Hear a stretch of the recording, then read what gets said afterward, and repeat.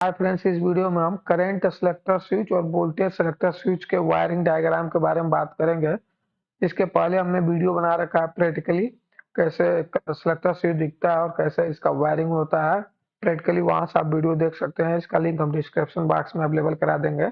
अभी आप voltage selector switch को VSS कहते हैं, वोल्टेज सेलेक्टर स्विच, उसी तरह करंट सेलेक्टर स्विच को ASS कहते हैं, करंट सेलेक्टर स्विच। तो अभी आप जो ये देख रहे हो RYB, ये 3 फेज है और यहाँ पे ये न्यूट्रल है। यहाँ लिखा हुआ भी है incoming supply 415 volt AC 50 hertz. ठीक है, तो ये RYB आपका आया और सबसे पहले ये एक ACB का सिंबल है। तो आप यहाँ से देख सकते हो ये ACB का सिंबल है।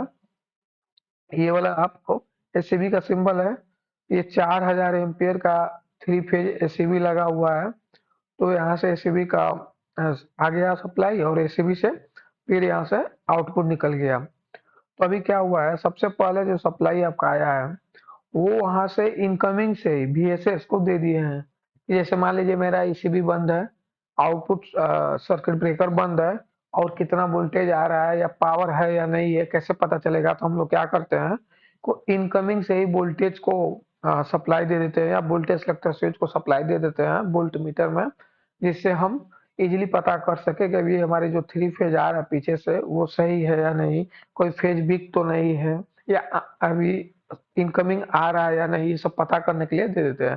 तो हमने क्या किया है, RYB से एक एक वायर उठाया और एक फ्यूज लगा दिया। इसको ग्लास फ्यूज कहते हैं। ग्लास फ्यूज टीवी के थ्रू हमने ले लिया, इसलिए कि सपोज करिए कभी हमारा इनकमिंग में कोई फॉल्ट होता है या कुछ होता है तो मेरा ये जो VSS सेलेक्टर स्विच है या वोल्ट मीटर है वो सेफ्टी रहे और फ्यूज ही खराब हो।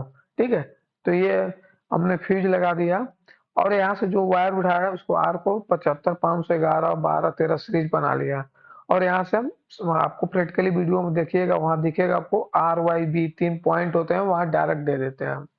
और उसके बाद दूसरे साइड V1 V2 पॉइंट होता है, वहां से आउटपुट उठाते हैं, वोल्टेज एनालॉग मीटर को दे देते हैं। ये वोल्टेज एनालॉग मीटर का सिंबल है और कितने तक का ये वोल्टेज मेजर करेगा, तो 0 से 500 तक मेजर कर सकता है। उसके बाद एक काम और हमने किया है कि RYB से ही आ, एक और तार उठाया है, यानी वोल्ट मीटर पे ही हमने, या फ्यूज टीवी पे, या तो आप फ्यूज टीवी पे आउटपुट साइड में इस साइड में, या वोल्टेज जो वोल्टेज सेलेक्टर स्विच है वहां से 3 तार उठा लेंगे RYB और ये इंडिकेशन के लिए लाइट पे दे देंगे, जिससे क्या होगा कि अगर पावर हमारा आएगा तो हमें पहले पता चल जाएगा कि अभी हमारा RYB आ रहा है। अगर कोई फेज वीक होगा तो भी पता चल जाएगा। जो फेज वीक होगा उसकी लाइट या तो स्लो हो जाएगी या तो जले ब्लो ही नहीं करेगा, तो ऐसे पता चल जाएगा। तो ये तीनों RYB उठा लिया और एक साइड से न्यूट्रल कॉमन करके जोड़ दिया, तो ऐसे लाइट का भी पता चल जाएगा कौन सा फेज आ रहा नहीं आ रहा है। और हमारा वोल्टेज सेलेक्टर स्विच को भी चला जाएगा और वोल्टेज सेलेक्टर, अगर लाइट तीनों आ रहा है तो कितना वोल्टेज आ रहा है वो वोल्टेज सेलेक्टर स्विच को मूव करा के देख सकते हैं। तो ये तो हो गया आपका वोल्टेज सेलेक्टर स्विच की वायरिंग, वोल्टेज एनालॉग मीटर की वायरिंग और RYB इंडिकेटर की वायरिंग। अब आते हैं SS पे, करंट सेलेक्टर स्विच। तो इसमें क्या होता है, इसको आउटपुट से देते हैं। क्यों? क्योंकि करंट का हमें कब मेजर करना है, जब हमारी आउटपुट पावर ऑन हो या हमारा लोड ऑन हो, तभी तो करंट फ्लो करेगा, नहीं तो करंट जाएगा ही नहीं। जब लोड ही नहीं होगा तो करंट किस बात का। इसलिए हमेशा हम इसको इधर से आउटपुट से ही लेते हैं, इनपुट से कोई मतलब नहीं है लेने का। इसमें देखिए करंट मेजर करने के लिए सबसे जरूरी होता है CT। अब CT को हमेशा हम जो है प्राइमरी साइड इनकमिंग के थ्रू ही रखते हैं। CT का प्राइमरी साइड हमेशा इनकमिंग के थ्रू रखते हैं। और ये कैसे प्राइमरी कैसे पहचाने, इसके लिए आप यहाँ पे भी देखिए फोटो में।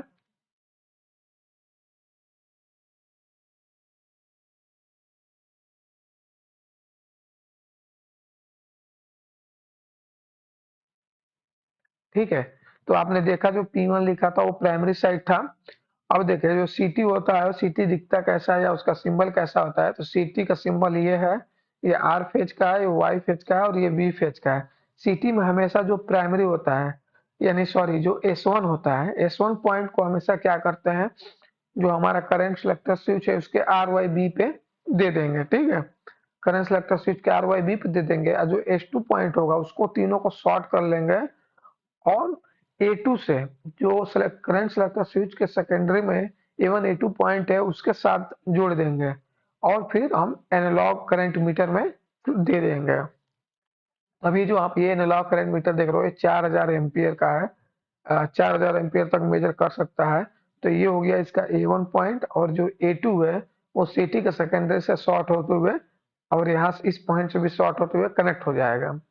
अभी जो आप ये देख रहे हो सीटी, सीटी का रेशियो कैसे पहचानते हैं तो देखिए 4000/5 लिखा है। इसका मतलब ये है कि 4000 एम्पियर को फ्लो करेगा जब तो ये 5 एम्पियर निकालेगा और जब 5 एम्पियर इसको मिलेगा तो ये 4000 इंडिकेट करेगा यानी 4000 एम्पियर शो करेगा।